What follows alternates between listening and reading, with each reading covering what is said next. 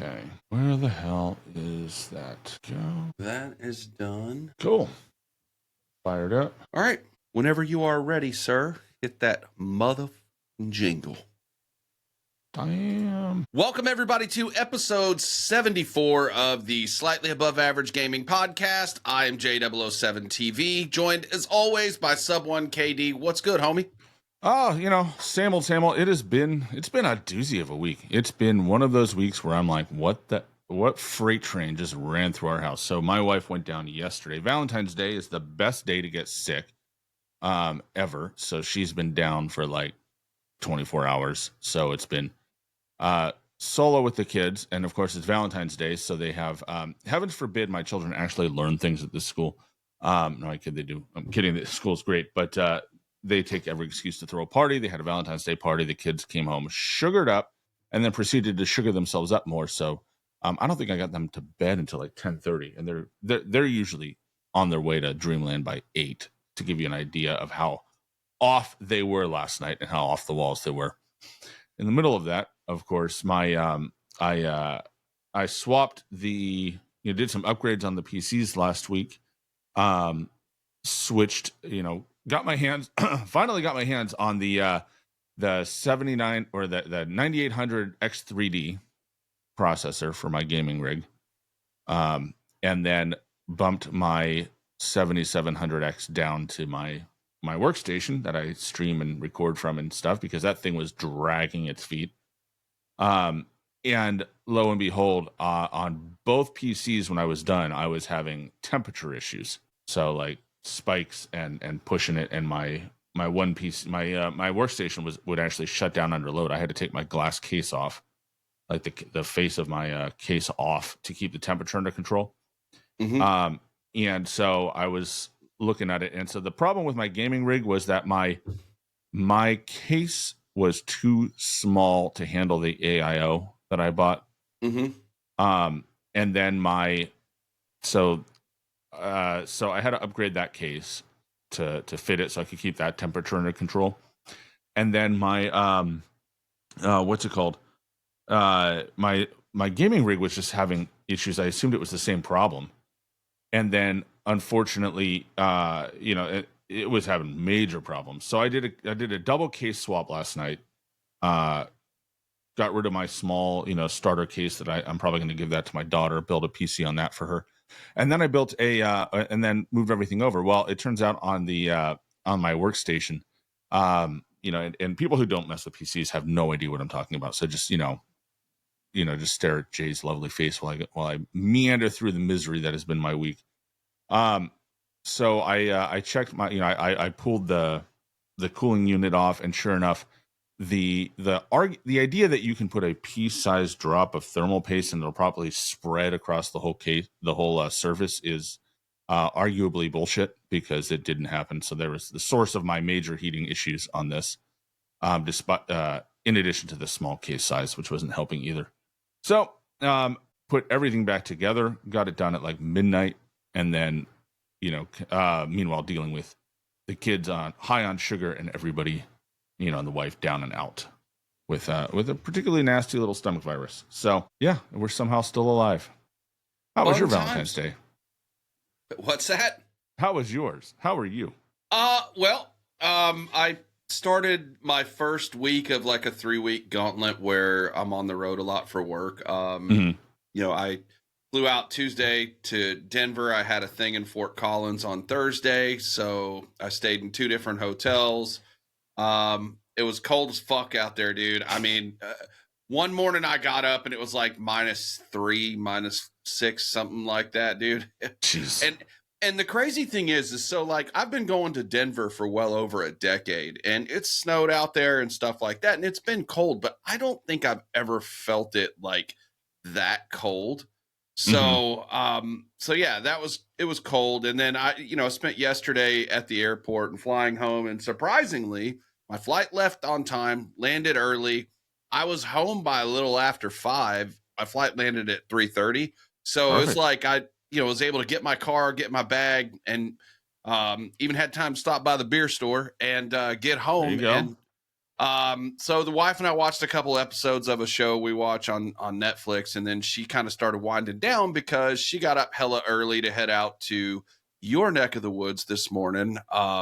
Yeah, she's not too far from me. Yeah, she's on a girls' trip until Tuesday. So, as far as Valentine's Day, we don't really celebrate that because we both worked retail jewelry for 5 years, so kind of burn out on like the Hallmark holidays, like Valentine's Day, Mother's Day, Father's Day, kind of thing. Fair. In fact, it was to the point where when I proposed to her today, actually on the 15th, out of spite, just because I'm like, fuck that. I'm not gonna be cheesy like that. So she's gone and she comes home Tuesday evening, but I leave Tuesday morning for South Texas. So I won't really see her until Thursday. So yeah, that's just kind of the extent of it. Yeah. No, travel and trips and all that kind of. It's so you're gonna have, you have 1 day. What is it? 1 day in like 2 weeks or something like that you guys get to see each other.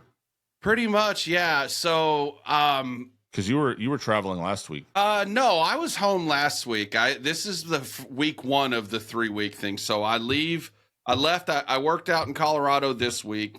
I go to South Texas next week, and then I got to go to Virginia for the entire week at the end of the month. So yeah. It's like I looked at it, and it's like 3 weekdays. Once that stretch started, it's only 3 weekdays that I'll actually be home. Well, it is what it is. That's work, right? Work in the big city. Yeah, nice. No, it is. And, we have our big annual conference and stuff like that. So that's cool. But I did actually order a new AIM controller this week using code Subone KD. And I'll tell you guys, it was actually a really nice discount. I mean, it was significant. So I did a custom Xbox One controller for the PC. And I should be getting it in a couple weeks. Maybe when I'm done with all this fucking traveling, I'll have that controller. It'll be waiting for you. Yeah, it'll be home waiting. Dig into it. So I'm really excited about it. I appreciate your help when I was building it and those kind of things. Hopefully they'll get to a point where they have the Hall effects thumbsticks on Xbox controllers at some point. They don't have them now. They finally brought remapping. They added the remapping chip to it, so you don't have to. So for mine, all of mine they're hardwired. Mm-hmm. Like the back buttons are hardwired, so you can't change it. Which is unfortunate. Kind of like limits how my key bindings can work. But otherwise, it works really well. They're kind of hardwired to how I play COD. If I play a different game, I'm kind of like, it's not going to work. Yeah, and I'm going to do an unboxing video likely Sweet. For it. Get that out there.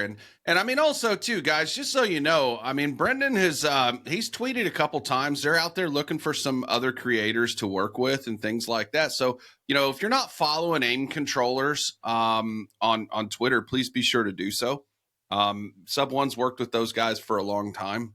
And, and we had him on the podcast, so that was pretty dope. We had Brendan, so it was a great, it was a good episode. It's really insightful on how kind of the business end of stuff works.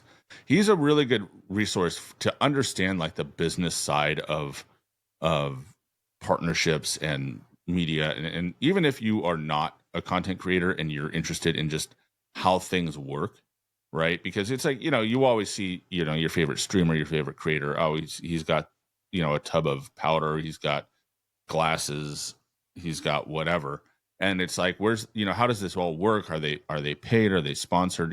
What's the deal? He's constantly tweeting and just kind of educating everybody on like how things work out there. So he's a really good resource. I like him, and he's a great guy out there. He's in like New York or New Jersey, something like that. Yeah, and somewhere over yonder.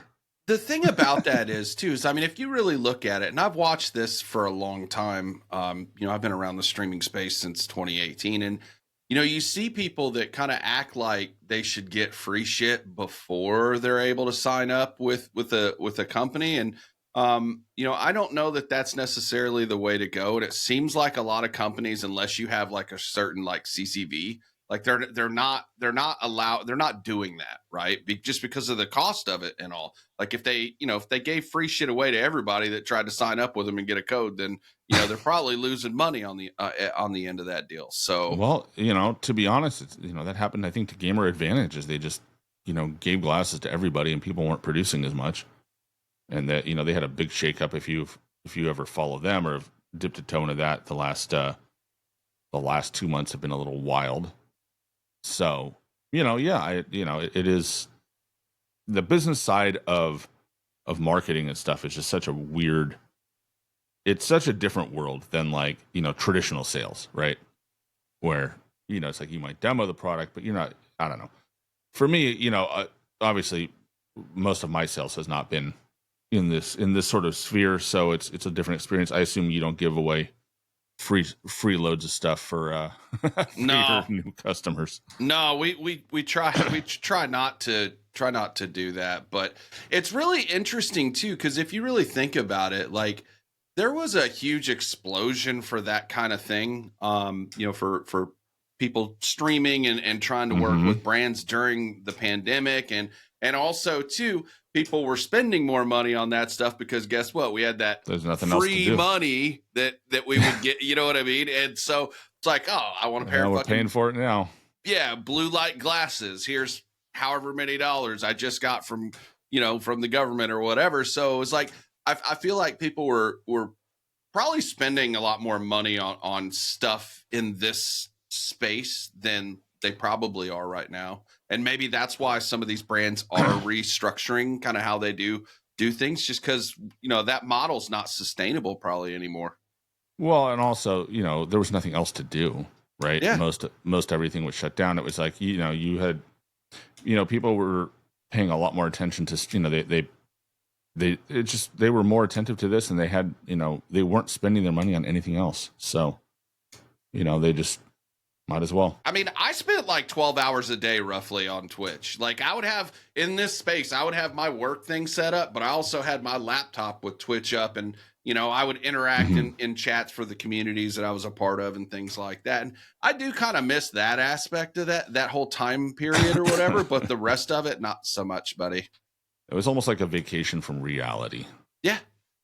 Yeah. It was definitely an interesting time period.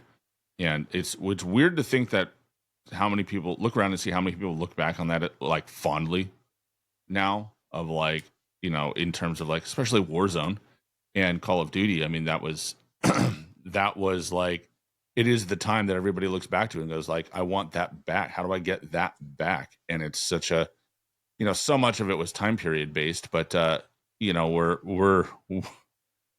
we don't go back to that. We go forward, and and now we've got Black Ops 6 and potentially the return of Verdansk coming up. Yeah. But Black Ops 6, we're just in a weird space with that though now. It's not the same. It's not working as well. So, have you got a chance to play any of the new maps on Black Ops yet? The dealership or bounty? I got dealership once, and it was okay. The cars all blow up, so put nades on and chuck them around. Got a great death cam or death com from blowing up somebody's car. But I mean, they didn't even blow up the way they used to. I don't know. It was okay. I just filed that map under. It's okay. It's a little on the chaotic side. It didn't have that like. It didn't have a good flow to it. I didn't feel like it felt like one of these Black Ops 6 chaos maps where there's no lanes, there's no strategy to it, just run and gun. Good for free for all. And that sort of thing.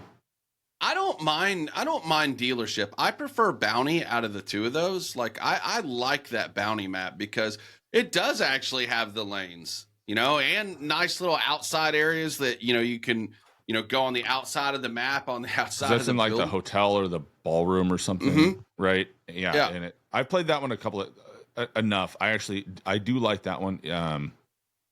It's definitely it definitely has some fun features to it. I mean, it's still not amazing. No, like I wouldn't choose it over some other maps, but definitely is one of the better maps. I still think Skyline's the best map on the game, and in my 100%. because I haven't played any of the small maps. I don't play the small maps, so I'm not going to really comment on those. I'd leave that to you because I know you do. But like Skyline to me is the best map, and I also like Babylon. I don't know how much you really get to run Babylon, but I don't love Babylon. It feels like an out of control, like a shipment with more spawn traps. Yeah. Well, you got to keep in mind too. That's the other thing I was going to tell you. So I think I'm on my last SMG for Diamond. Working on the SOG right now. I might go ahead and I haven't even really hardly touched the PPSH since it came out, but I might go ahead and try to get that one gold and diamond too, just for the hell of it. But sweet. In fact, I played a couple games while I was waiting on you this morning. I went in and I played a couple games, and I think now I only have. So to get the diamond, you have to get 3 kills without dying 10 times, and I got 3 of those. Yeah. 2 of them I got on Babylon, 1 of them I got on that extraction map. You know what I'm talking about? With the helicopter, and then it's basically at the airport, the hangar. Oh yeah, that one. Yeah, so I was playing that, and I'm gonna probably grind that out today. I'll probably get that finished. I've actually enjoyed this little mini camo grind that I've been doing. It's been way more fun than I thought, and it's giving me something to do. Because I'm playing a lot of multiplayer by myself, and we've talked about how fun that is, winning and losing, and mostly losing. So yeah, grinding the camos has been kind of fun. Dude, something to do is something this game has been missing. I'm having withdrawals. From there always being something to do. And that was something that you have to look at Sledgehammer and be like, dude, they nailed the extra content, right? Like, for being a DLC, allegedly, like, that game had more stuff going on and more to do and more just things available to it than, honestly, maybe any COD that I've played in a long time, maybe ever. They did a really good job with like the armory unlock system, where like you could track, like if you're trying to unlock, say, like that quartermaster attachment or the Zeman compensator or whatever, like you can go in the armory. Like I felt like they did that like really, really well. And I mean, honestly, and I've said this before, I was not a Sledgehammer fan going into last year. I was not, but I will tell you, after what you mentioned with the way they've treated like the content through the game, I thought that was pretty decent. And we're talking strictly multiplayer here, right? Like we're not talking Warzone, because that's a whole different ball of wax, but just multiplayer wise, I have become a fan of Sledgehammer because of the way they did last year. They did a lot of things right, and they earned my trust. Like, I won't hesitate to buy another Sledgehammer title unless they do some crazy shit and go back to like fucking World War II, which I'm done with that, dude. Please, for the love of God, I don't want to go back to that. Honestly, I'm over it. Give us some time. Give us like Vanguard. 5-10 years. Yeah. Like I ended up, I picked up Vanguard, but really didn't play. I didn't get my money's worth on it. I thought Zombies was going to be fun the way they did it. And then after like, I don't know, a couple hours, I was like, I am bored out of my skull. I'm done. Well, and when I say I didn't buy Vanguard, I didn't buy it on release, which is the first Call of Duty, and I didn't buy Black Ops 3 at all. And that was the one that I didn't buy it at all. I never played a single, like, not one match of it. But like, I had no intention on playing Vanguard. It just so happened that Battlefield 2042 was a real shitter. So I begrudgingly got, Vanguard, because that's what a few of my friends were playing or whatever. So, but yeah, I wasn't overly thrilled with what they had going. And then, like I said, they earned my respect and trust back. I won't hesitate to buy another Sledgehammer title. And you know what? Maybe Infinity Ward will do the same thing. If this next title's good from Infinity Ward, you know, which I hope it is. I mean, listen, I don't think anybody wants a bad Call of Duty, right? Like, No, not any of us. We might complain about things in the game or like point out issues, but that doesn't mean we want it to be bad, right? Like, I no. The want whole point is Infinity's that we title to want be to. good. Yeah, the whole point is we want a good game. We want a game that's Yeah. fun. We want a game that's got got character. We want a game that has good events and just it's just an enjoyable an enjoyable way for us to spend our time. And and it is something that Treyarch has coming off the heels of Black Ops 3 and everything that we got in that game. And the weekly just the weekly challenges, like with a camo, they had 37 camos that they gave us just for doing shit in the game. Like, that's unheard of to me. That's I don't think anybody's ever done that before. And meanwhile, we're getting kind of 3 times a week, we're getting a double XP token of some sort or another. And it's like, that has been like the main thing we've gotten this year. And it's been really frustrating to not have, these things, to not have really anything going on. And then we get we're on, I think, the 3rd or 4th event.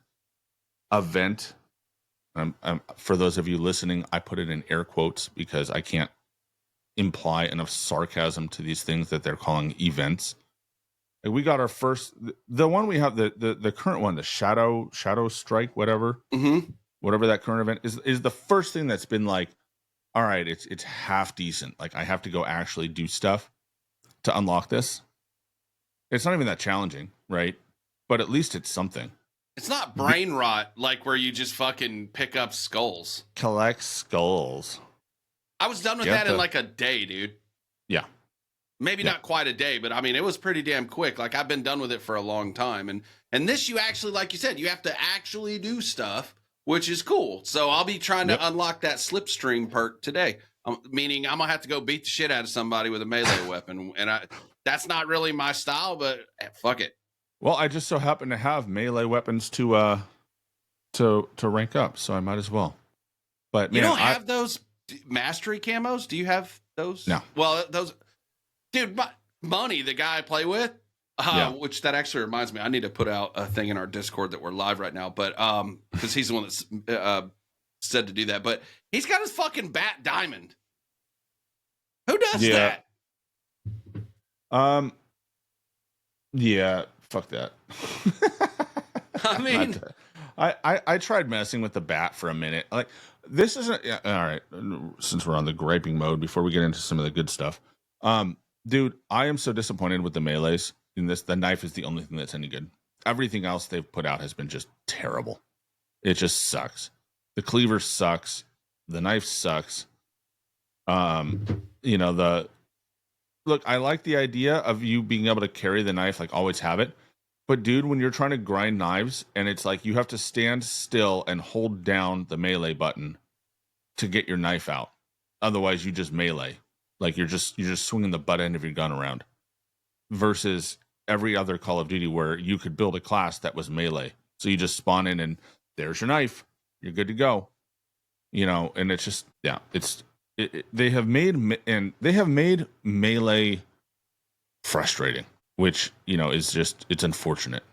Like, and half of them are 2-hit and they're slow as hell. Like, the power drill could have been the coolest melee weapon ever. Like, that can you imagine the content if you just like power drilled somebody in the ear hole and like that was like the thing? But no, it's like a 2-hit in core, and it's so slow that if you're if you're trying to do it in hardcore, you're just gonna get gunned down before you can get it off anyways. It's just stupid. Leah has a clip right now on Twitter where she's using that drill in zombies, and it's like one tapping those dudes, which is cool, and I can see where that could be good in zombies or whatever. But I never really got into the melee thing ever. It just really wasn't a thing for me. And what was funny is before Warzone came along, I never really worked to like max out all the weapons. Like that wasn't as big of a deal to me. Like if I did or I got bored, that was one thing. But like, Yeah.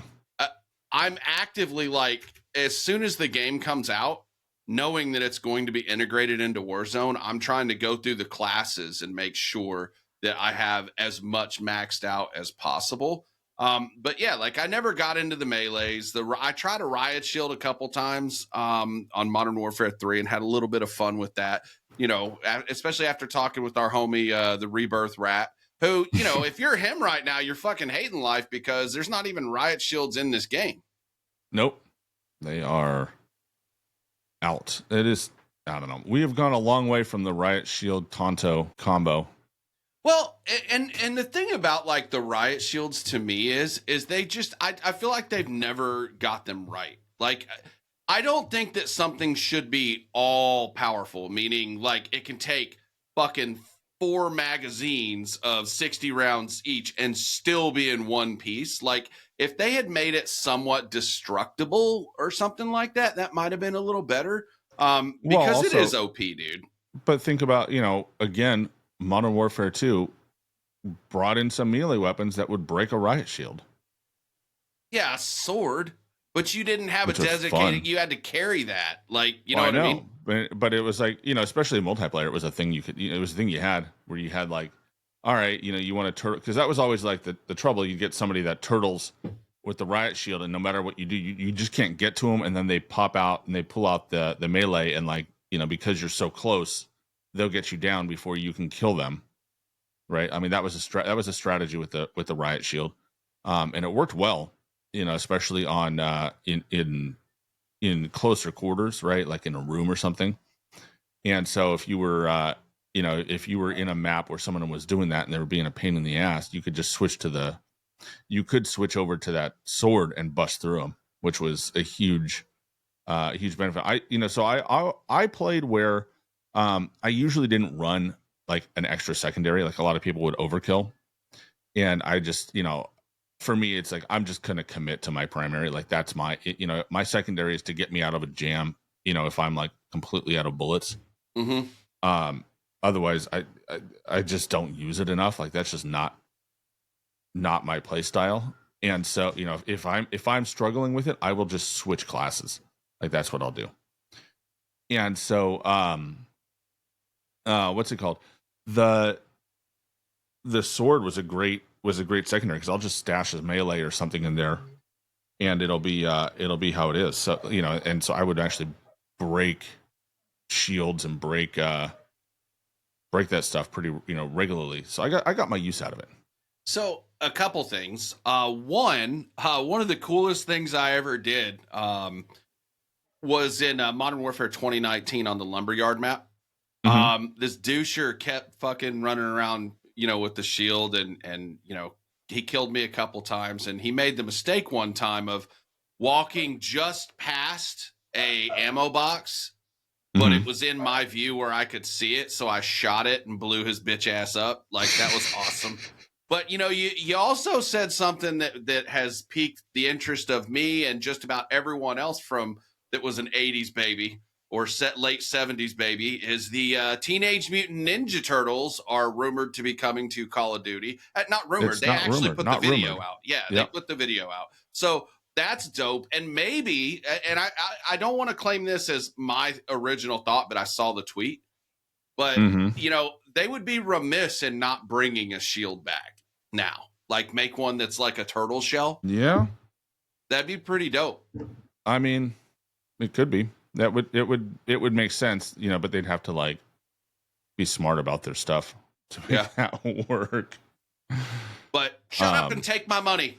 You know, again, I'm part of the problem. I will fucking. You know what? Here's the problem. I'm putting that on a wait and see because you know what? Shredder came out and I thought that was going to be dope, and that was fucking horrible.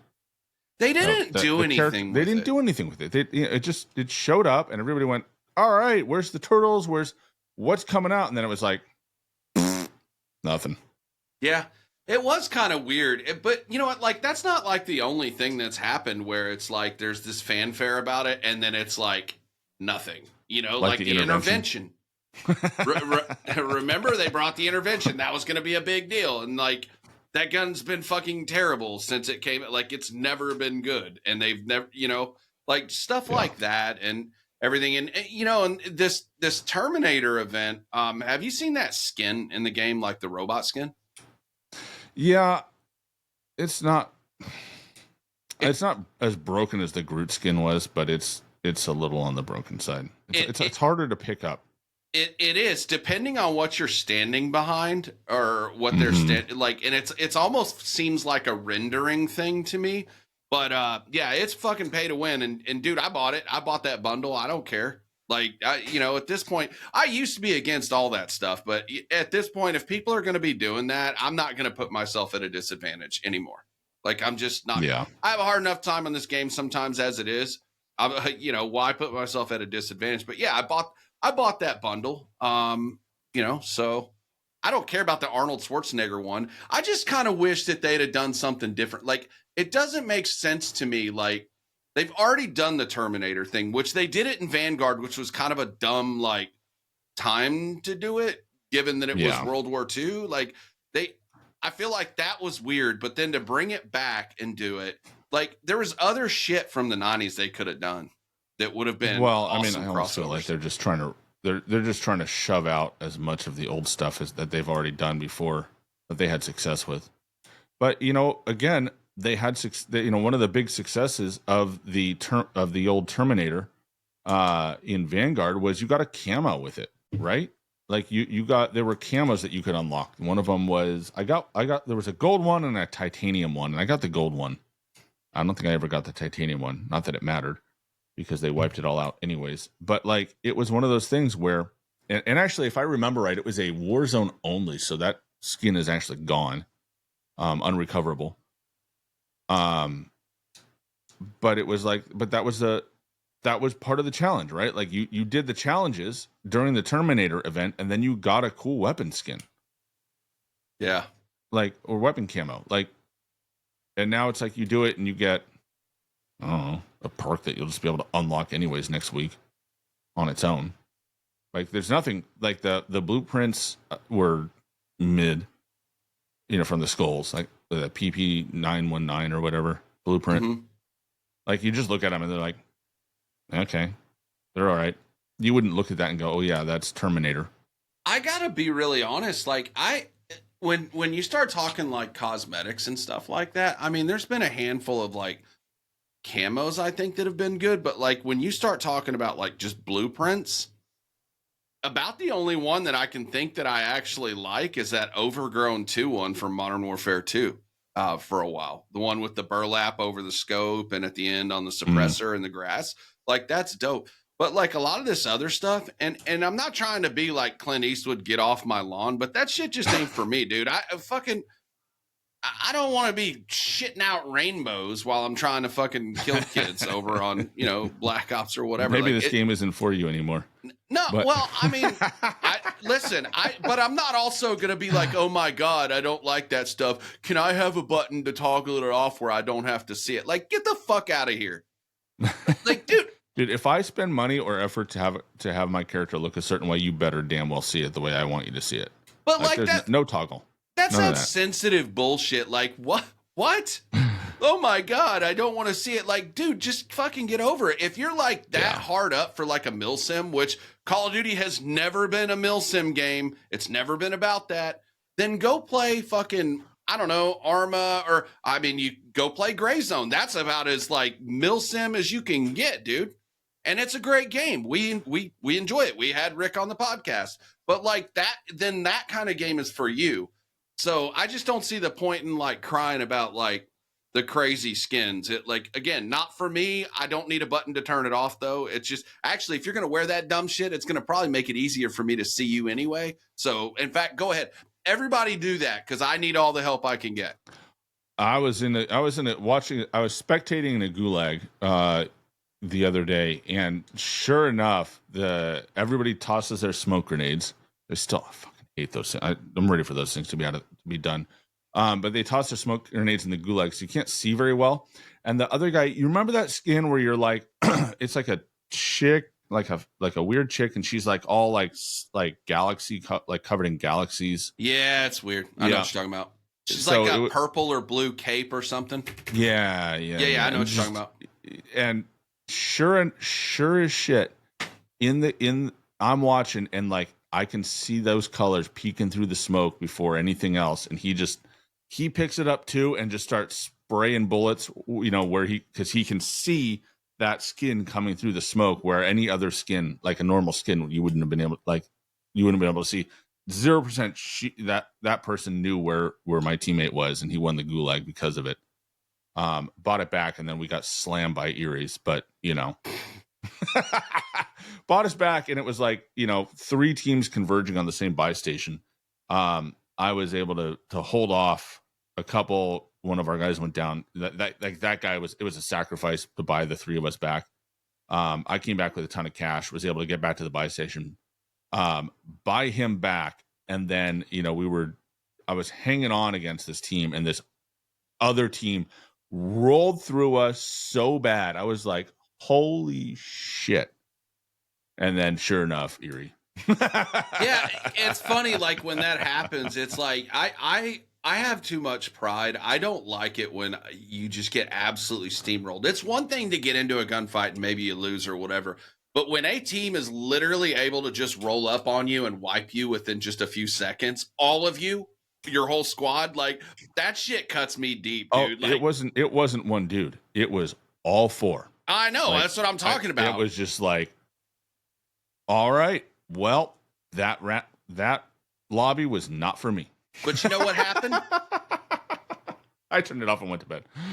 Okay, but my point being is it was 11:30 at night. Yeah, it was fine. I was done. But you're gonna play again. Anyways. You're not gonna be like, oh my god, I got shit on. I'm not gonna play anymore. Whatever, dude. Yeah, I'll be on tonight. See, you know what? It's actually great because the game is not going to realize that I quit out because it was 11 o'clock at night and I was tired and I was going to bed anyways. Or I didn't even quit out. We got wiped out and I just shut the game off. But then I didn't play last night because I was working on my computer. So the game is gonna be like, oh, we have to give him a soft lobby. Dude, I've had some of those. It doesn't actually work that way. I'm gonna get slammed tonight anyways. It's so funny because Drade has been in there almost every time when that happens to me, and he's like, dude, this is the lobby. Go for your PR. Because, like, I'll fucking kill somebody. Like, last night, I was in... so, we're transitioning to Warzone. Black Ops 6 is fun. I'm going to play it some more today. Awesome. Now we're into Warzone. But I was playing last... Wait, hold on. I want to talk about that new perk. Like, that. We got to talk about that new perk real quick. Oh, yeah, the slipstream, because that's not coming to Warzone. It's not coming to Warzone, and it damn well should be the default in Warzone. I'm going to tell you this right now. I haven't unlocked it yet, but I've been watching everybody else use it, and I'm like... Tac sprint is like it just shows that we need to get rid of tac sprint. Like that whole mechanic sucks. Like it just does. Just give us a fast, give us slipstream as like the default. Like, and you don't need tac sprint. I can see that happening. I mean, people have been telling them that tac sprint's been kind of busted and not good for a while. I can see them using this perk as kind of like a experiment to see how well it works and like what it does to the game and those kind of things, and then incorporating that in overall. And if you want to zoom, stims and there's other put stuff in there to give you that temporary little boost if you need it. Like, but get rid of tac sprint. This is what bugs me though. You start talking about perks and stuff. I don't like the fact that if you're going to tie Warzone to the yearly title, that the perks are not 1-to-1. I don't like that. Like, you know what I'm saying? Like, obviously you can't have all of the multiplayer perks in Warzone because it wouldn't really make sense. Like the one where you get like your streaks early and shit like that wouldn't make sense. But like the base perks, like even just being in the same slot would be helpful. Like, you know what I mean? Like, because Ghost over there is in multi is in your first slot, whereas it's yellow and in your third slot on Warzone. Like, put it in the same slot at least. Like, no, I disagree. I think they should be balanced completely separately. I think it's a step in the right direction of, the problem with old Warzone, right, was that everything was tied to MW, and so things were 1-to-1 for a long time. and it really limited, it really messed with the ability to balance it, right? And you just had these overpowered perks that just, were way too strong, and there weren't as many trade-offs in certain categories, right? It was like there was just one or two obvious perks, and there was no reason to switch it. But if they rebalanced it, right, and so we started to see more balancing in the Modern Warfare 2 era, where they treated perks a little bit differently, and we've had some opportunities where it's like you have to make a hard choice of like which of these perks is going to be for you, and it's a hefty trade-off. And I think being able to balance that separate from multiplayer is good. Well, if they were separate, cool, but I feel like they've got like part of your hand or foot in the door and part of it out. Like I feel like they're trying to tightrope. Just do one or the other, in my opinion. Well, I agree. And I agree with you. I would prefer things to be more easily balanced for Warzone, like when it comes to like broken perks and shit like that. But it's like now, and again, I know you can't bring certain perks from multi over to Warzone. That just wouldn't make sense. But there are certain base perks. Come on, everybody knows. Like for instance, cold-blooded, ghost, tempered. Those kind of. Well, tempered's not even in multiplayer, but. No, but it's like, it's like you look at Warzone, it's like the use case for like cold-blooded is very different in Warzone than it is for multi. And so like, being forced to choose cold-blooded versus ghost, for example, depending on your playstyle isn't necessarily the best choice, right? Versus like someone who picks in Warzone, right? Because in Warzone you could have cold-blooded and you could have ghost on. Yeah, different slots simultaneously, 2 and 3. Right? And so that's but the necessity of it and the usefulness of cold-blooded, for example, in Warzone is much different and much greater than the necessity of it in multiplayer, right? Because in multiplayer, cold-blooded is really about avoiding streaks and AI targeting, right? That's the big sell for it, right? So if you're in a lobby where everybody's getting their helos and stuff in the air, then it has there's more benefit to it. Or if it's one of those lobbies where everybody's throwing smokes, right? It's definitely one of those places where it's an advantage. However, in Warzone, right, it's about high alert. It's about avoiding some of these other things that are more aggressive perks. So it has a different use case, and I think in Warzone it's definitely more important. Did I see that they now finally made it to where cold-blooded is supposed to counter tracker now? Because it hasn't always been the case. Like I think it's supposed to have always counter tracker, but it didn't. I think it wasn't working for a while. For a long time, because I can remember half the perks in this game haven't worked since launch. So yeah, we'll just file that under. What's funny is I switched them all when we were running ranked back to Ghost, but like in pubs I've been running the Resolute perk, like in that 3 slot. Yep. Like I like that. I like that speed boost because you're fast as fuck with that for sure, dude. And you stim on top of it, like yeah, it's nice. It really is nice. And obviously, like we talked about, I think either last week or the week before, like I think my favorite perk in this game right now is Survivor. I like that you're able to get, res that quickly.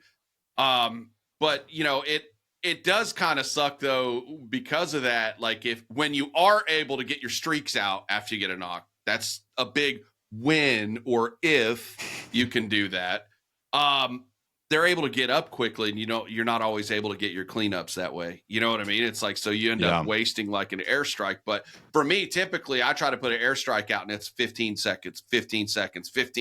Like I'm not ever even able to get them out. But before my body hits the floor, I've got airstrike coming in hot. You're fucked, J007. That's usually a pairs thing, right? Where it's like one guy gets the knock and the other guy just immediately hits the airstrike. Yeah. And so I've done that before, where it's like I'm sniping and somebody else has got an airstrike queued up, and it's like I get the knock, and that's just out it goes. Yeah, that's nice. But I had that Resolute perk cost me. I hopped into Plunder. I've been playing that a little bit with our buddy Crossbow Mike, and I decided I just went in to finish up the skulls thing because you can just loot with with impunity in that mode and finish the skulls in a hurry. And I found myself in first place by a decent amount. Game was winding down, and then the damn circle collapsed, which I didn't know it ever did that. In all of my years of playing this game, I have never experienced the circle collapse in Plunder. So I don't know if that's just because that lobby was just shitty or what, or if that's a new feature I didn't know about. But that happened, and so I'm scrambling, and there's a guy trying to hold us on a rooftop, and I sniped him, knocked him down through the airstrike immediately, like just down, and I had it out and going almost immediately. And then had to run my ass into circle. Well, he got up, got out of the airstrike, got ahead of me, and just wrecked me and my buddy from a different vantage point. We were coming, God, what is that part? I don't know. Kind of like by the university, and a little bit off the university, and it's like he just went off one of those tall buildings, got to the overpass, and just there was nowhere to go. We had to run. We had the gas at our backs, no gas mask in that mode, so there was no gas play to be had, and we just got trashed, and it damn fucking cost us. Dude, cost me the win. I was so pissed. I was like, you got to be shitting me. So, yeah, I mean, I get that. That's definitely frustrating. Well, and I'm not. It's not. It's just the power of that perk. Like that's what it's for. And good for him running it. Supposed to. Yep. But like he was just like, boom, gone. The one thing I will say, since we're talking about Warzone, like overall, I feel like Warzone's in a pretty decent spot. Like I don't see any major issues right now, other than obviously we're on the same old map, so that makes it a little boring. And I mean, there are some connectivity issues still. I got DC'd last night, but like overall, I mean, probably if I had to say, I mean, it's decent. You can use the Model L, you can use the aims. That's fine. I haven't run into any AKs yet. But I've picked up some ground loot. That there's a 5 attached, or no, more than 5. I don't know. There's a good AK you can pick up, and I beamed somebody with that. Yeah, it hits like a truck, like always. It's nice. But it's not great. It's like a mid range. It's not a long range beamer though. No, people aren't using it like that. But I mean, so the meta is it's kind of mixed up right now, and that's really cool. I like it when it's that way and you have more than one option to use. But I will say this: what they did not brick the XM4. The XM4 is still decent, man. Like it really is. You can tell a difference, but it's still decent and viable. I have died to that. It took a little longer. I was able to survive a bit longer, but the 100-round XM4 is still a thing. But it is definitely more used in the hands of people who are more stationary. Yeah. And I would dare to say lower skill, because they're just they're more willing to post up somewhere and hold a lane, hold an angle, hold a rooftop, and it's good for that. I have continued to enjoy the 7.62 rifle, the sniper rifle. That's a really good sniper rifle. It's fun. I wish that the intervention was that, because that would just be fun to run. But that one, it hits hard. For some reason, I feel more confident using it. I don't know if it's just a me thing, but I feel like it hits. It doesn't have as much bullet drop, maybe, even though I know the bullet velocity is not too far off. So I don't know what's up with that, but it hits well. I get a lot of downs with it, and it just feels nice, versus like the cat, right? The cat is still like the best technically long range. Yeah. I just fucking hate that gun. I hate running it. I don't like it. I don't feel like it sits well. I don't know if it just takes up too much screen space, or it's just weird. I don't like it at all. I just use Black Ops 6 guns. Like, I have no interest in using anything from last year. I don't want to. Yeah. No, and it's fun. You know, I have it gold. It actually was my first gold gold gun. You know, everything else just requires me to like, it's like the damn C9. Like I've been using that for a while, and it's like I just can't happen to kill the damn bounty while they're the bounty with that gun. Is that the Tiger Stripe Gold challenge for that gun? Yep. Kill 5 bounties. I'm gonna have to look at that because I don't even know if I mean, I'm rocking the diamond camo on that shit anyway from Multi, so I don't really care that much. But yeah, I mean, I have it. Dark matter, so whatever. But like, yeah, it's kind of like this. All right. Again, with Warzone, I like the camo challenges. I hate how many challenges require other players to do things. Yeah, and there's been a makes few. it There's a rough. few in. There's a few challenges in multiplayer that are like that. The launchers, for example, right? You know, you have to destroy enemy score streaks, which Yeah, means they have to deploy the score streaks and they have to put them out in a place where you can get to them, right? And so it's kind of like, and you have to kill so many in a game, you know. So it's like, it's incredible. It has moments of frustration where it's like, I need the enemy to do an action for me to hit mastery, and it's like that to me is just not it. And Like, that could probably drag it out too. Like, you know what I mean? Like, because I remember you complaining about that a few weeks ago. You're like, yeah, I'm playing these lobbies and they're not throwing up the fucking UAVs. Like, yeah, you know, and then and then of course I'll hop in and I'll like, fuck it, I'm not going to do that gun, and I'll do a different gun, and then it's like all day, boom, boom, boom, boom, boom, and I'm like, God, fuck, come on. Yeah, I know that's fucking frustrating too, dude. You know, speaking of frustrating, you know what happened to me last night? Do you know where? So we called the drop Omit NA because that's where like Brax and those guys would drop on Warzone. But it's an area where there's a car dealership, and then you can also see the resort and everything. But then there's it's by the apartment blocks. There's yeah, it's kind of in close. that area. There's that military camp that's up top, and there's a buy station up there now. Yep. So got jailbroke with one of the last circles over there last night. So that was fucking fun. Nowhere to go, nowhere to loot. I did make it to my loadout, but I didn't make it far because I didn't have any fucking plates. you know what I mean? Like, I don't know. Maybe if they're going to jailbreak you, give you all 3 plates, maybe fix it that way. Like, because, I mean, you're literally at a disadvantage if they're jailbreaking you that late. They should just get rid of jailbreak. I think agree. that whole thing needs to go. The time, like, just delete it. So I've been thinking about this, and we've kind of talked about it a little bit the last couple episodes, but like, at what point did we go from winning was the most important thing to kills?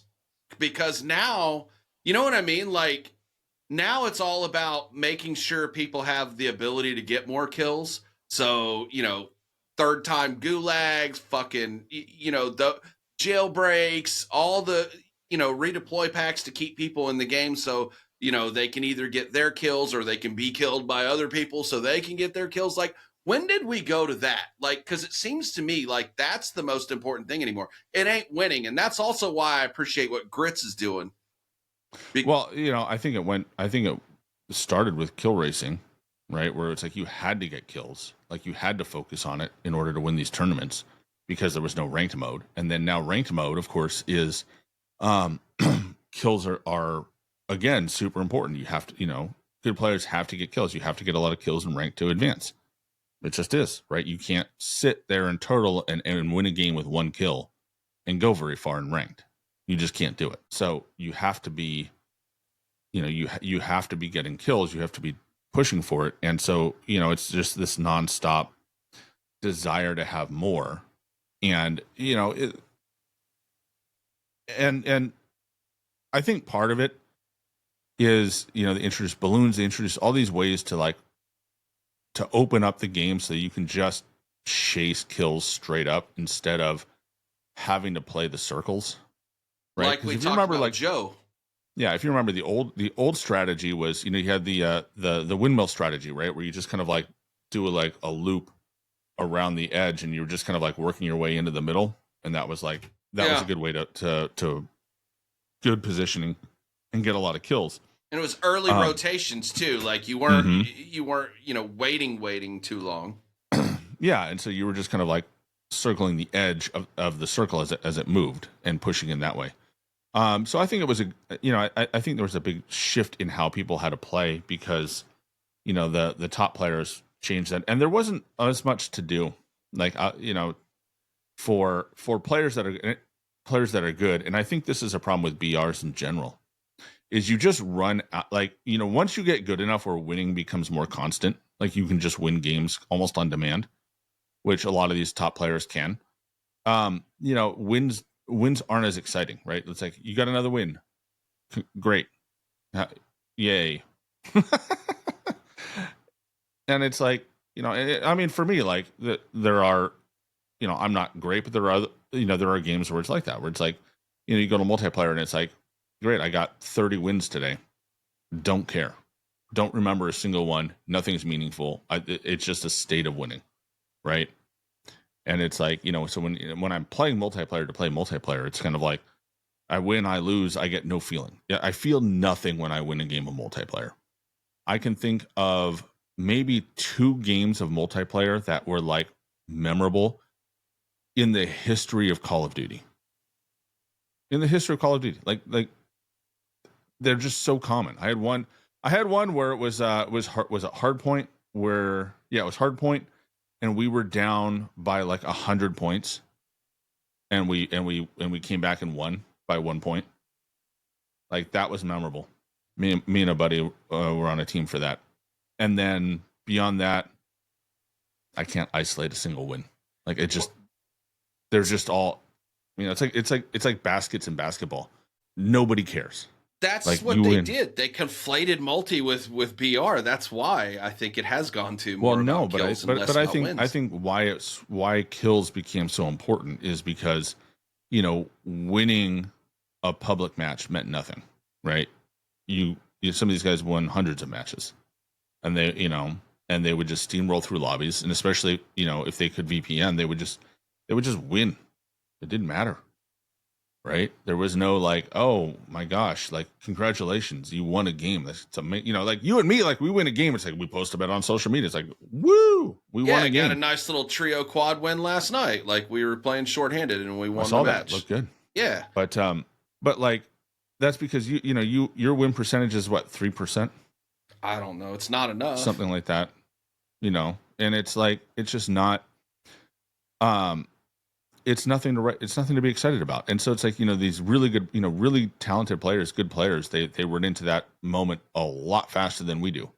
Sure. And so then it's like, so then what do you play for? Why are you in this game? And if there's not a lot of content, that, like, things to do, then it's like, well, where can you find improvement? Because when you win the game, right? The game is over.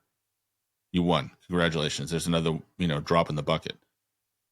However, if you can exceed your kill count, beat your PR, which most people pay attention to, everybody knows their PR, and everybody's like, dude, if I can beat my PR, like, you get on that pace, you're crushing a lobby. Like, you might do it. You sit up for that, right? You lock in harder if you think you're going to go there, because it's something to drive at, right? It's something more to push. And that's the thing, right? You get some of these guys, like, first it was 20, like, you remember when 20 bombs were like, holy shit, you killed 20 people in this game? Yeah.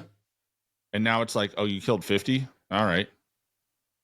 Are you going to drop 60? With that, there's even this suspicion. It's like, all right, well, how the fuck did you do that? Because we also figured out how everyone is doing it too. Like, you know what I mean? Sure. Like, from back in the day. And I don't know. I still get a big dopamine hit from winning a BR match. It still gives me that rush.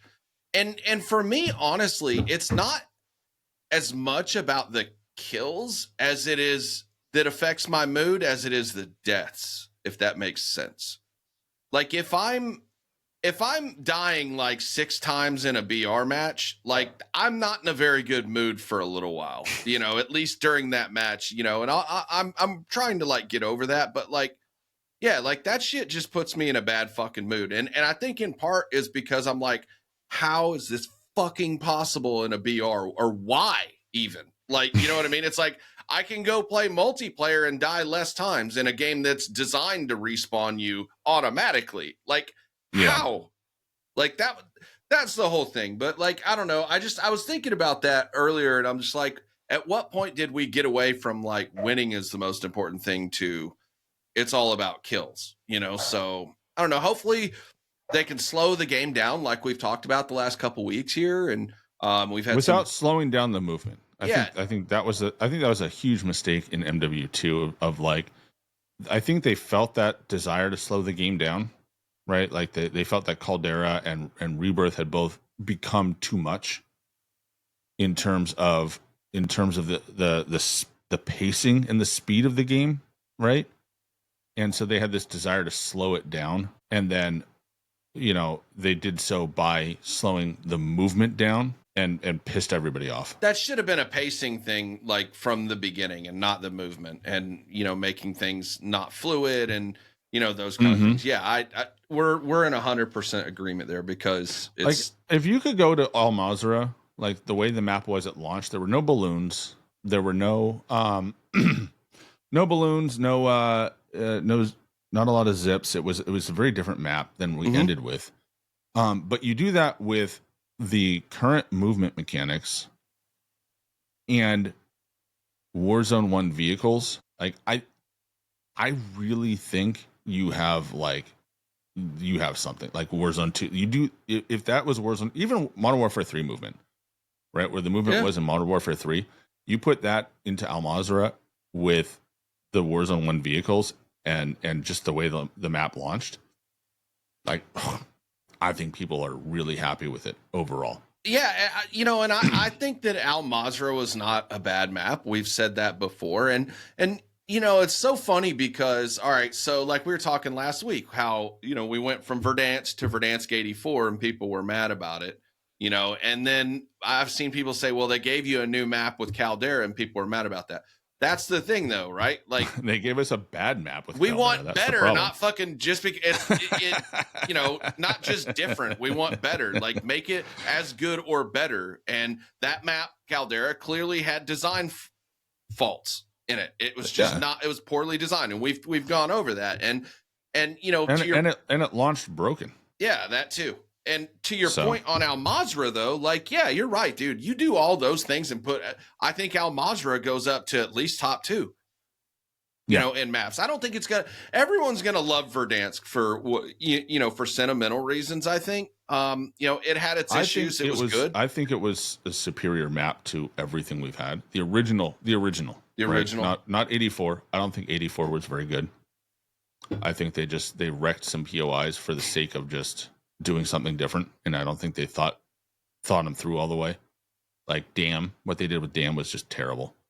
That whole section of the map was trash. Yeah, where they made it like aqueducts or whatever instead of like fucking a lake or I didn't really care for that either. And they tried to offset that by putting zips at the bottom of that, and it still was because they put it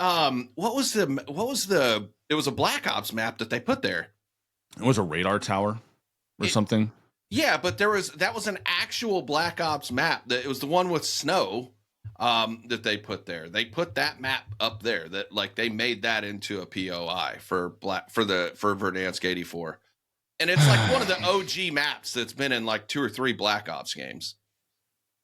I can't remember the name of it. I don't remember. Damn it. But yeah, but like, yeah, it just wasn't like, I don't know. It wasn't the great. I don't know. 84 wasn't great. I don't think they did a good job with it. But you know, the original Verdansk, and you know, anybody who jumped into the Call of Duty Mobile when it launched got to re-experience Verdansk as it was, and that map just played well. Like, it really did play well.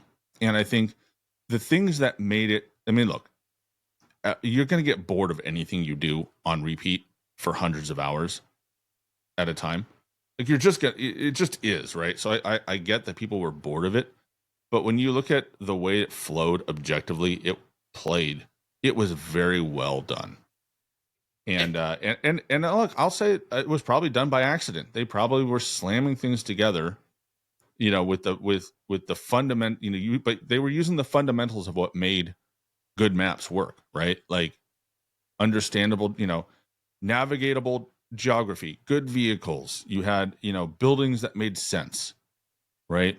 And different terrain, like different like Mm-hmm. locations, like you had up there by the dam, like where it was like wooded and stuff like And that, and then snow. further around, and then you had farmland, that was like that too, that was a Death completely trap if different. you got stuck in it. Holy crap! Oh yeah, Farmland stuck in. there were a lot of areas that were death traps if you got stuck in them, and I mean, like we still have that a little bit now in like Urzikstan. There's a couple spots where if you're out there and anybody can even shoot halfway decent and isn't Helen Keller, you're probably fucked on that deal, But yeah, like it was the pacing, but you had to respect the map too. It made you respect the map, and I think that's where Urzikstan and definitely Al Mazrah kind of failed. And is that it failed in Al Mazrah because the weapon balance and the movement was mid. Yeah, and smokes were OP for the longest time,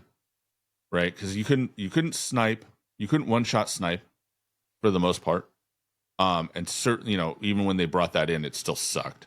Yeah, because you had to trade it for that fucking bullet that would like feel like you're basically it's shooting just like, let concrete. me just throw football. So like unless you're posted up on a wall, I'm probably not hitting you at range. And then it was like, you just chuck smokes. Well, if you wanted to throw in if you wanted to throw thermal on, for the most part, you were dealing with enough muzzle shake that long range was not going to work out well for you. Yeah. So because that's why the AMOP V4 was so popular, is that it eliminated most of the shaking. It was the most stable gave you the most stable platform to shoot. But it was a 1X and not thermal. So like, if you wanted to escape a problem in Al Mazrah, you just threw smokes. Right. And you had a backpack, so you had 8 million smokes. By the time people figured out how to use that thing, it was like smoke. You just a trail of smoke, and there was a team running through that trail of smoke, and there's nothing you can do about it. You're just stuck watching the smoke trail, and your kills go off into the sunset and post up where you're gonna have to move in 5 minutes anyways. So that it just made the map didn't carry as much risk, unlike Verdansk, where if you caught out in the open, you were going to get your head taken off by an HDR, at some point, right? Like that was what you ran the risk of. If you hopped in a vehicle, same story, also rockets and C4 for a while, right? Like when you moved on that map, you had to be aware of the map, aware of where you were going, and you had to know for sure that the choke points were not, no one was there trying to hold you. It had certain hoods that you just didn't go into, man.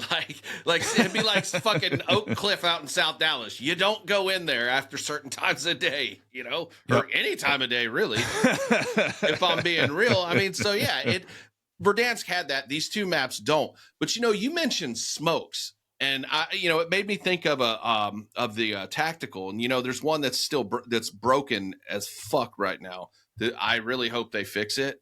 It's a goddamn gas grenades, dude. I was just watching number 2. I died towards the end circle, and he hopped into one of those trailers, and he's trying to wait it out and play circle because it's we're playing quads and it's just him left. So obviously you go into rat mode. These sumbitches threw, I swear, what seemed like 8, 9, 10 of those smokes in there, and they stun you. You can't see shit, and it takes your health, bro. Yeah. No, it's just it's fucking broken. Again, it's just. They're not. I mean, we've always had these gas grenades, but they've never been this powerful. Yeah. And so it's like, they've always been something you throw once in a while, and it's like, whatever.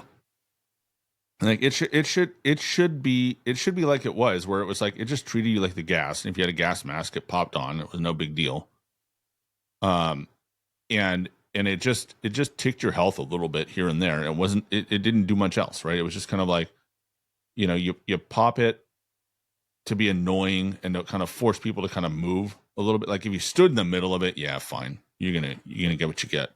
But like you used to be able to pop, pick those up and toss them into a room and just to see if somebody was there almost. And just kind of limit what people could do. But it wasn't like now where it's like it's just such a cumbersome thing. It should do one thing. You know what I mean? Like one thing. Either it impedes your vision and gives you blurry vision, but doesn't take your health. But it shouldn't impede your vision, take your health, and fucking slow you down. And also have you out there looking like Jean-Claude Van Damme from Bloodsport when the guy threw the shit in his eyes. He's like, ah! You know, like he can't fucking see. Like, it shouldn't be that goddamn powerful. Like, that's the thing, you know? And I mean, that's not me bitching about it. I mean, that's just the reality. That's just broken, dude. Yeah. Yeah, it's just it's but it's not just a deal one breaker. It's one more thing of like, come on, you know, the game is close. Like it's I think I'm so hard on this Warzone rendition because my hopes after playing Black Ops 6 were so damn high on it. Yeah. I was so excited for Warzone to be back. Like this is it, and then we knew Verdansk was coming, and it was like with the way that Black Ops 6 launched, I was so optimistic, and that was dumb on me. You know, that's on me, right? For like being like, oh yeah, they figured it out. They finally like listened and they're gonna make the game like legit. And then it lands and it's a broken pile of crap that they're still putting pieces back together. I mean, it's finally playable. It's finally to the point where it's like it's playable. There's nothing that I've come across that is just like makes me want to just turn the whole game off. It's better. Right? It's way better. Like, you know, and so that's a W. I'm actually diving in. Now I'm at the point where it's like, well, you know, I've either not been playing or I've been, you know, fucking around in fuck off modes for the duration of it that my skills are like zero. I'm having to work hard to kind of get back to normal, back to where I can actually compete in that game. But you know, it's just they just continue to not like deliver the game that we should have. But you made a good point, and in one of our conversations this last week, you made a good point about, you know, we're kind of at a point now where they know Verdansk is coming. So like they're not really doing a whole lot with this game. And my counter to you at the time is okay, fine. You don't have to deliver all this, you know, innovative, groundbreaking shit. And I'm paraphrasing, but at least make sure the goddamn game is not broken. Like, you know what I mean? Like, make it where we can at least fucking play it. And they're getting there. Like it, for the most part, it's there. Is it perfect for everyone? No. They're getting there. They're getting there. I mean, look, I'll give them the credit. They are working hard to fix it. Yeah. I will say that. It is obvious that they are working hard to fix things. It is infuriating that they have to, again, work hard to fix it. This is the third time out of 3 out of 5 versions of Warzone that they have had to apologize for fucking up the launch. Did you see the patch notes or lack thereof?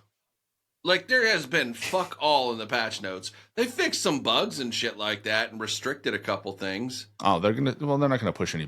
They're not gonna force a title update if they can avoid it right now. They're not gonna force that to fix, like, because the game's functioning, right? Yeah, it is. Like, there's no reason to go through the effort to force a new title update, which, you know, is not a simple thing, right? There's so if you think back to how they've talked about that, you know, because they've talked about the effort, right, in various ways, and so like when they want to do a hot fix, they can do that, and there's certain like ways you can push out like an emergency fix where you can just kind of shove stuff out there, and so for stuff like, you know, weapon balancing and, you know, minor weapon balancing and you know, disabling things, like they can shove that out in like an update requires restart fix where they don't where they just push it out and it just kind of pops over. Yeah. And it's not, you know, and it's like it's a low effort, low energy fix, and they can fix things like damage tables and turn, you know, toggle things on and off through that. And they can fix stuff on the server. Like if it's a server specific thing, like that doesn't need to, like, that's not your installed game updating, then they'll push that stuff out too. And that's what we're seeing the last week or two is a lot of that kind of stuff. But a title update where they have to actually force you to go into update mode to play the game. They're not, you know, they're not going to deviate from their scheduled ones. And I don't see them, you know, they're going to push off anything that like forces a title update to the next scheduled one, which should be the reloaded update. Yeah, I would was going to imagine. ask you about that. Like, so I mean, we've got to be a week or two away from Yeah, it's that. got to be next week. Like, Yeah. I can't imagine that they would, if they're going to do one, because there's only 30 days, 30 something days left in the season. Well, and that's what they do too, right? Like they always trickle out like little bits of things that are going to be part of the content. And they've started that with, maybe the mid-season update is all about like the Ninja Turtles. You know what I mean? So Could like be. Well, we had ninjas this way, so we're halfway there. yeah, they've started that. And yeah, so I mean I'm looking forward to the mid-season update. I'm optimistic that it won't break a bunch of shit. And I think that's probably another thing that they've got to be thinking. They're like, okay, we only have X amount of time left on this game. Let's try not to fucking break it. You know what I mean? Like, let's do. So if that means we do the minimal amount, then they're we'll do going that. to prepare. Here's the thing, and there have been numerous leaks about this. We've talked about Hunter Relics leaks before. If Verdansk is going to carry a big engine update, which it sounds probable that it is, right? It's not just updating the map. They have a big push, and it's probable that this push was supposed to come with the integration initially into Avalon. But since they pulled Avalon and replaced it with Verdansk, they didn't push these updates with it. So they've been cobbling along, which makes sense in a lot of ways, right? You don't, I don't know. You don't buy the Ferrari engine and put it in your Pinto, right? You buy the Ferrari. You wait until you can buy the Ferrari and then you have the engine, right? Like that's usually how it goes. And that's usually the best outcome, right? Because the engine's designed to work in the car and you don't have all these other issues going on it. I'm not a car guy, so maybe that's not even possible. Probably not. But but the point is like, if you're going to have a sports car, you buy the sports car, right? Versus trying to cobble one together from the piece of crap that you have at home. And that's usually the best way to do it. So if they have planned to have all of these major updates and all of the big improvements and all the stuff that was supposed to make Warzone great, if that was in the game initially, like to go out with Avalon, and then now they punted it to Warzone, then we should be in for a good experience with Verdansk when it drops. It's crazy because last year was supposed to be the reset, right? Like last year was supposed to be the year where things are, reset, we get back on track and everything else. And then we were, and then it goes backwards to like where we are now. And now we're forwards. Now I think we're better than we were at integration, and we still have a lot of time. Well, I say that shit. I guess March 20th is kind of the date, so they have until then. So we're running out of time on Urzikstan, which, again, if it's a Band-Aid, it's fine. But the thing is, has anybody actually confirmed that date, though? Because here's the thing, and I think this is where we as a community we're kind of our own fucking worst enemy, because we assume a lot of shit. Like they haven't confirmed. I've not seen one thing that said it was coming back on March 20th. So what happens if the end of the season? They said it was coming in season 2 or 3. Yes, but they didn't give a specific date. So my point is what if it's season 3 put reloaded? It at the end of season. No, there's no way they put it in reloaded. Well, there's no way they work a game around a fictional fucking place and then decide, oh well, guess what? We're gonna shift gears, and we'll still have all our story content be based on this place, but we're actually going over here. Like, I mean, it is entirely possible. I see what you're saying, but it is possible. Is all. Yeah. Here's why I don't think they do that is because the download for the seasonal up, like the mid-season update is not going, like there's not going to be enough stuff like to carry it. I think if they wait to the mid-season update, it's a mistake. And also this season is short as hell. Have you noticed that? That's like 45 days. That's short. What are they? Well, normally they're 8 weeks, I guess, right? Yeah. Normally they're way longer. Like Well, maybe you're right. I'm just a little trepidatious, Sub, because it's like if I don't have a confirmed date. Yeah, I mean, look, yeah, in software you don't confirm it if you're not 100% sure. They could delay. You know, but internally, I can't imagine that they would. I can't imagine they would engineer ending season 2, having it be as short as it is, and ending it in March, that close to the 5-year anniversary. Yeah. If you didn't intend to drop Verdansk, then. And I mean, we know first of all, we know it's coming through various ways. We know for sure it's coming, both back channel and, open source shit. So we know it's coming. It's just a matter of like, I just want to know, like, I want to know when, damn it. Like, give me a date. So, I could be excited about that. But I mean, in the meantime, I'm just going to keep playing, what we're playing as long as shit ain't broken. I'm going to be looking at running some ranked this weekend, try to get into Diamond. I hope ranked is on Verdansk day fucking 1. Like, you know what I mean? Like, they did that with, they did that when they brought Rebirth Island back. They moved ranked right over to it. I mean, I hope so. I really do. I'd like it if they'd actually get back to letting us have trios for pubs too. That would be really cool. And helpful like that. Again, we've talked about this several times too. I'll never understand why they fuck with the playlists like that. When you have like base modes, it should be your base modes come first, regardless of how long it takes. Because I got a fucking news flash for you right now. It's taking me a lot longer to get into games than it ever has. And that's pubs and ranked. Oh, well, the game is awfully quiet right now. It is. And it's because we're in a holding period and everybody knows it. I wonder how many people are actually playing the game right now. Like, I wish we could get those numbers again. I know. We've lost. Think about this.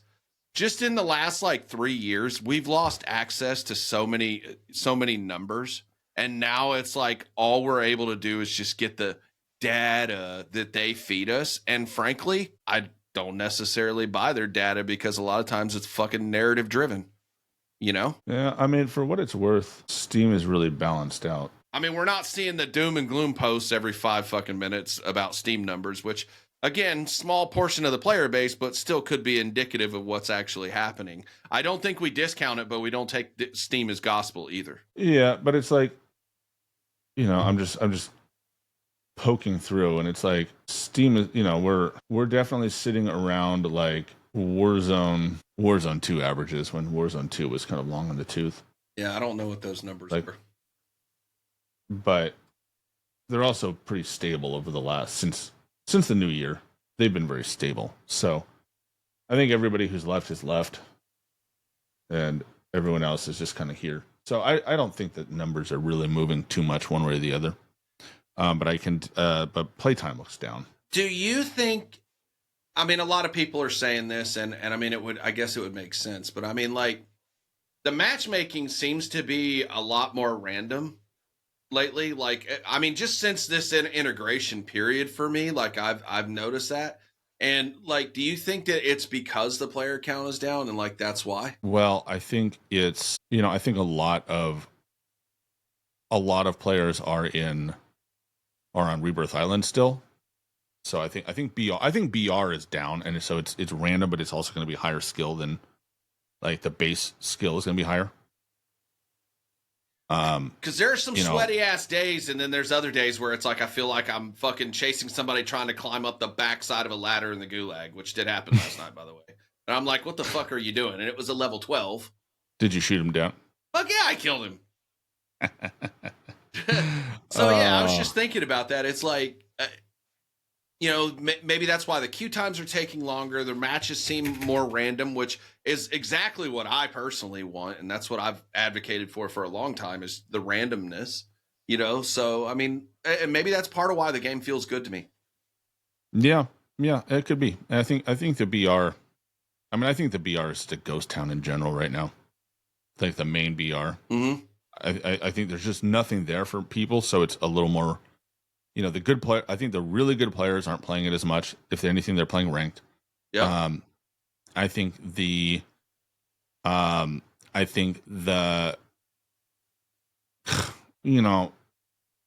said it before. there's a lot of folks jumping into boot camp because there is no SPMM in that mode, and you can farm some clips in there. And I have run into names. I'm just like, what the fuck are you doing here? Like, what am I doing here? But what are you doing here? Yeah. And it's like, and then I go, oh, you're going to put that on TikTok. Thanks. Appreciate that. But it's like, it's just, I don't, the game's in just a weird state. And I'm looking forward to when they actually drop for dance. I actually think we had this event, I think, sparked some play this weekend, because this weekend, like, I played on Thursday, right, when the event came out.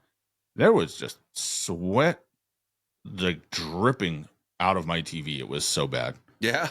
Like, it was hard to get anything going. It was just, everybody was just balls to the wall, maxed out, everything. Like, in every mode I played, I was like, oh, dude, y'all are just trying too hard for a Thursday night. Yeah, I mean, it happens. And you also have to think, too, for a game that's been out as long as Call of Duty has in general, plus how long Warzone has been out, people are going to be better at it, so it does fit. Maybe that's part of why it feels sweaty a lot of times.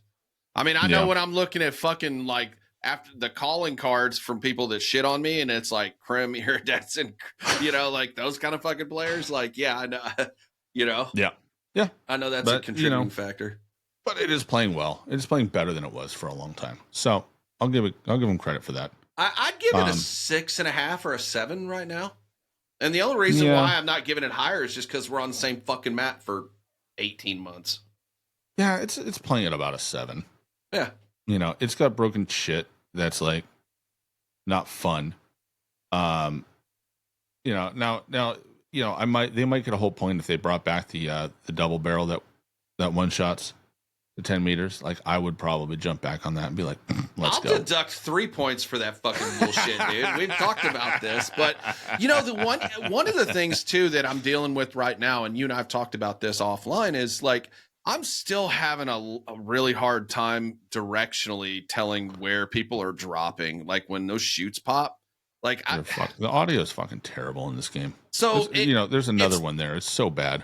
It's not what I have going on then. This is what, and we, again, we talked about this, but it's not what I have going on here with my hardware or anything. It's just in the game. Is that what you're telling me? The parachutes specifically are just undirectional. What is it for you on Xbox? I guess that's the best indicator, right? Terrible. I end up spinning in circles. Like, where the fuck is this shoot? And it's like, I hear it in front of me, and he's like 50 yards behind me going a different direction. Yeah. And it's like, I don't understand what they've done. And it's like, it's like they're trying to adjust proximity value rather than directionality, which is, which I think is going to work with that special, that goofy audio setting that they added in, that third-party audio company. Because what that does is that it uses AI to prioritize what sounds are most important to you, which, don't get me wrong, it does. Like, and so that's helpful when it's like, it cuts some of the extraneous noise out and provides you footsteps that are coming near you. But it doesn't do a good job of directionality. Like, the spatial audio aspect doesn't work very well. So I had last night, I ran like 3 solos before I squatted up, and I dropped Trump Tower. Mm-hmm. And I gotta be honest, I was struggling. I could hear the footsteps, but I couldn't tell if they were above me or below me. Like, I was actually, and I don't know if that was me or whatever, but like, I fucking could not tell. The directionality just isn't good. Yeah. Like, they did this whole thing, if you remember, they had that whole echo demonstration. We talked about this on the podcast. I think I did a video on it. Yeah. And I think that's messing with things. Like, they tried to be more, they always do this. I feel like they always do this. They develop this tech and they put it in a demo, and a lot of times they'll put it in the beta. Mm-hmm. And you can hear, and you can really, really feel how good it can be. It can be really good. And they didn't do that this year, but they did that with Modern Warfare 2 specifically. Like in the beta, it was you knew where someone was. Oh yeah, them fucking footsteps are loud as shit. And then in MW3, the directionality was still very good. Like when you could cut through the bullshit, you could find that you could hear the footsteps very well. But in this game, the directionality is problematic. It's just not great. Like sometimes, and it's inconsistent. Sometimes it's really clear, and other times I'm like, where the fuck are you? Like I hear you, but I don't know where you are. And it's like a lot, it's, I'll get lucky where it's like, I'll hear somebody running on metal and I know where the only metal is they could be running on. And so then I'll be able to pinpoint them. Or like, I had one where I heard the dude, I was telling you about this one where it's like, I was on a roof and I could hear him running on concrete and then running on grass and then back to concrete. Mm-hmm. And I knew where that was. It's like, okay, I know he cut the corner on this strip on this side and I ran and jumped down blind. And basically just started pre-firing where I thought he would be, and I was right. And so it probably looks sus as hell. Turn off your hacks, bro. It's my Xbox DMA. Extra hacks. So on the couch. We talk about hacks and quote enhancements. You went through the trouble to put out another video this week. It is on Subone KD's YouTube page. I watched the entire thing. It's like 17 or 18 minutes, and I watched it all. It's a very good video. I like it when you travel. You don't watch my shit. Yeah, exactly. It's like I miss you so much. It's the only way I can actually. I'm kidding, but no, like we're kind of at a weird place where people think that really just anything's cheating. Anything that's not built into Call of Duty, that's not specifically for Call of Duty, is cheating, and I don't understand that logic. So you actually went through and, you did a breakdown. You did a step-by-step breakdown, getting a new PC, like a new laptop, using your capture card and everything. Why don't you, before we close down, just kind of walk us through that a little bit? Because I feel like for those who don't see all of your YouTube content or maybe even all your Twitter content, like it would be valuable for them to be able to hear that. So Art is War. It's not Sun Tzu, it's the other guy. Art is War did has kind of tackled this audio thing. So I've looked at audio before. And the issue with audio is that on console you're kind of limited. They sell these aftermarket systems like Astro Mixamp that you and I have both had. Steel Series has one. There's they're pretty prevalent. There's a lot of other ones out there as well that you can go in and EQ your audio on console.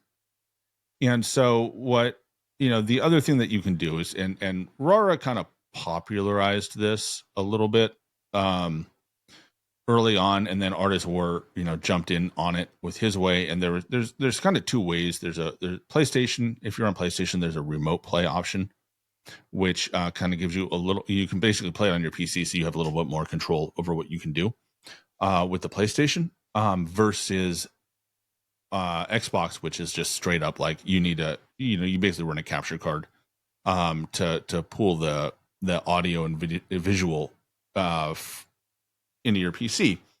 And so what you can do is you can then EQ the audio yourself on the PC and then listen to it through that. And so it's basically it's at the end of the day it's the same as running it is the same as running the game through a DAC or through it is he basically what I did in the video is I built basically a dedicated DAC system specifically for this. And so it was but I wanted to kind of go through and see what he was doing and specifically how this break down how it works. And at the end of the day, you're just routing the audio coming out of the system through a processor and then to your ears, which is just what Astro does with their mix amp, and same with Dolby, same with everybody else. And it kind of raises ultimately the question of like, is it cheating to do this, right? Like a lot of people are on the mindset, and I've been on that mindset of like, if you do anything outside the parameters of the game, then it's cheating. And the reality is that's a weird line to draw, because it then becomes, well, what is your personal preference? The line becomes, what's your personal preference? And for most people, that line is very ambiguous and moves a lot depending on what you're doing, right? Like if you want to go down the line of anything that's not in the game, you can't have, like, then everybody who's slide canceled in Warzone 1 should be banned by definition, right? Because you used an exploit to gain an unfair advantage in the game. You reset your tac sprint by glitching movement. Paddles on the back of controllers, like that's an enhancement. Is it your not? The aim controller is not authorized, so ban, right? Fly basically ban. Control right? freaks, like ban. That's not authorized. Banned. Yeah. Did you buy a headset that by the way, did you plug in a generic 3.5 millimeter headset that wasn't stamped by Microsoft? Banned. Like, sorry, you're cheating. And so it's kind of one of those like things where you have to really draw. I feel like you have to draw a hard line in the sand of like, all right, cheating is this. And if you're not doing that, then it's not cheating. And so, and that line is, and I feel like Call of Duty has been pretty clear when they move the line, because for a long time, VPNing was not only not cheating, was tacitly approved by them. And they changed their stance on that, right? They changed it and they came out and they said, look, we've decided it is cheating. We are no longer going to allow it. And they've made changes to the game to support that. And that's a moving of the line. And so, I think that sort of that is where that is where the only line has to be at the end of the day, because otherwise, now, and you don't have to love it as a player. Like there's a lot of stuff that it's like, okay, you're cheesing and you can choose not to do it because you don't like that mechanic, or you don't like the way it plays, or you think it's kind of stupid. Kind of like the one-shot shotgun, right? Yeah. Right. But it's not, that nobody would tell you that you couldn't argue that was cheating because the game put it there, right? No. Like that was designed to be there. So when you look at something like this, or, so that's kind of where the big debate comes from. Is like, all right, at what point are you crossing a line? And there's been a lot of different ways to kind of argue against it. And the reality is EQing your audio applying an EQ to the audio doesn't cross any lines.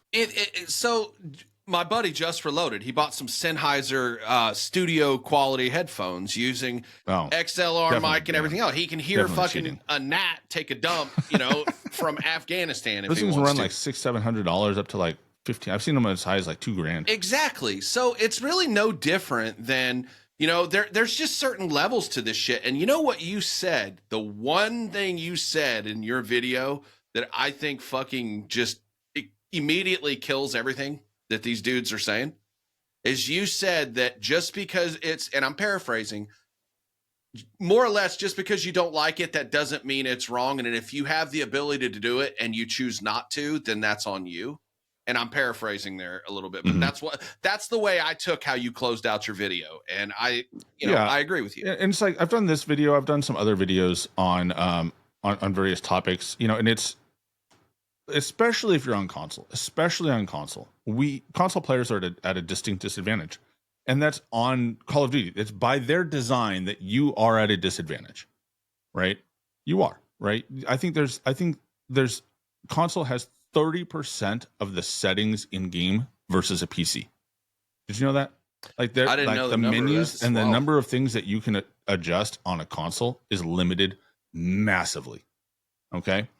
And it's kind of like, at the end of the day, like if the only thing that we're allowed to have is what the game gives us, then, we need to go back to like the N64 days or the Super Nintendo days where it's like, there's only one console and everybody is on that console and there's no options, right? You have the same controller, you have the same console, you have the same TV, you have everything. It has to be exactly the same or it doesn't work, right? In which case, in this game, we'd all be back on PS4s. Well, how about back in the day, dude, when you had some people that were playing on just their TV speakers and others that had surround sound? How's that any fucking I different? had a $2,000 surround sound system. Yeah. Back in the day. In Warzone 1, I didn't need headphones. I didn't have any headphones because I spent the money. I had, shit in my ceiling and everywhere, and I had it like tuned to the seat that I sat in. Like where I sat, I heard everything, and I heard it clear as a bell. Why does that not surprise me, fucking nerd? The reality, but the reality is, we are dealing with this sort of stuff because Call of Duty is not giving us a game with a fully featured game, and definitely not giving us a fully featured game on console. Nobody did this stuff in Warzone 1 because the audio worked, because they gave us good audio. I never really did this. There was no point about it. There was no point in doing this because you could hear clearly what you needed. And we don't have that anymore. They've taken that away, right? And so, and it's not like they've deleted it from the game. They've just buried all this stuff behind a bunch of crap we don't need to listen to. Yeah, exactly. A bunch of, and they're not balancing it in a way that makes sense.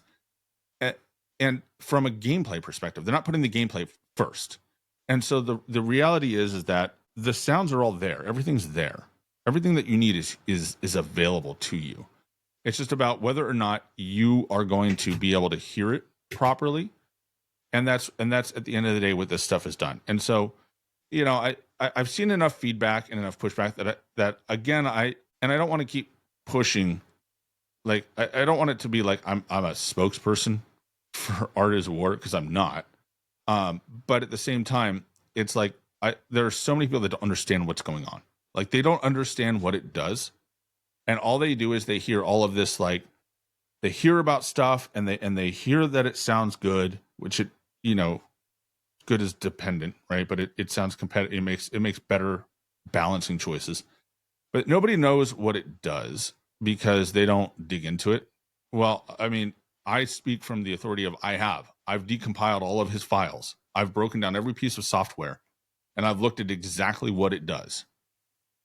And it's like, it's just an EQ at the end of the day. It's a bit more sophisticated than most of us are used to. It's more layered. Yeah. I mean, it is what it is. It is an EQ at the end of the day, and it's like people talk about, manipulating files. He's not manipulating shit, especially on a console.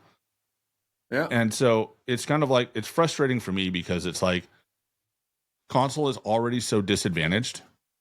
It is already so behind the curve by default, by the tools the game gives us, that, people that are willing to hinder themselves out of stubbornness. Like, I don't know, I want people to hinder themselves out of stubbornness because they want to, not because they don't understand, is my point where I'm driving from. And it's like, and I don't use this thing. Like, I don't do this on my console. I use the SteelSeries earbuds, which have, the sonar built into them. So, it's kind of like an 80% of this. Yeah. Right. But it's like, if somebody has the means and decides to do it, and I think that was kind of one of the thrusts of my video, of like, you don't have to have, this isn't only for people with, $1,000, $2,000 PCs and a whole office setup like this. It's, it's available to anybody who wants it. And as long as you understand what it is doing, what it's not doing, then the question of whether or not it should be allowed, I think, matters. Like, then that's your choice. Like, you can choose to do it or not. I'd really like to get, if I could convince my guy Hoops to do it, because he has a lot of audio issues like we all do, but it seems like it's a little worse than like what mine is. And we've had the same setup before. Like, when we both were running the Astros, like the mix amp, I didn't have any sound issues with that setup at all. And he did. You know what I mean? It's like, I would like, I wish I could hook the two of you up so you could get him right, because he had audio issues just last night. You couldn't hear a guy coming up from behind him, or climbing up a ladder, or, whatever, stuff like that. And I think, one of the things you were mentioning earlier is like, just, all the extra stuff we're hearing. I don't ever want to hear fucking refrigerator run in Call of Duty again. I don't care to hear the goddamn trophy system whirling around. I don't want to hear those things. But what I do want to hear is I want to hear gunfire. I want to hear shoots, and I want to hear footsteps and vehicles. Sounds good to me. Just those things. I don't need to hear any of that. I don't even need to necessarily hear streaks that much. Well, yeah. I mean, and the problem is, look, here's the problem at the end of the day is that Call of Duty has been, at least since 2019 and probably before, has been designed for 7.1 Dolby surround systems. Uh-huh. This game, they've switched out Dolby to, like, it's designed for, it's not I don't know, whatever this other company's using. Like, that's kind of their soundstage. And the problem is like, when you take 7 channels and you compress it into 2, like, you have to be very careful about how you balance that audio. I mean, that's one of the reasons why I didn't have any problem in Warzone 1 is I had a Dolby 7.1 surround system. Yeah.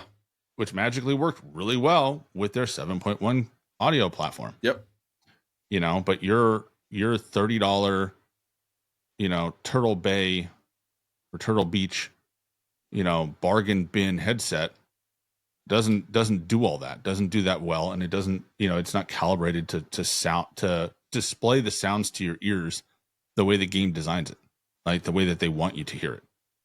The reality is they have long designed these games to be on a 7.1 home theater, $2,000 finely tuned system like I had. Like that's their design. And then everything else is step back from that.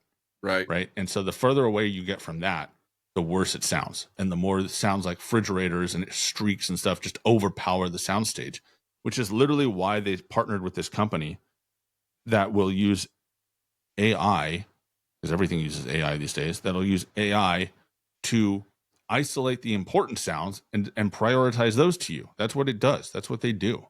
Like, that's why it's designed that way. And you shouldn't need that. At the end of the day, the sound design should just work good. Right.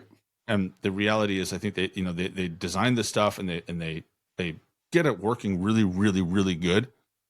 And then they go, oh, but somebody might get killed because, they make too much noise and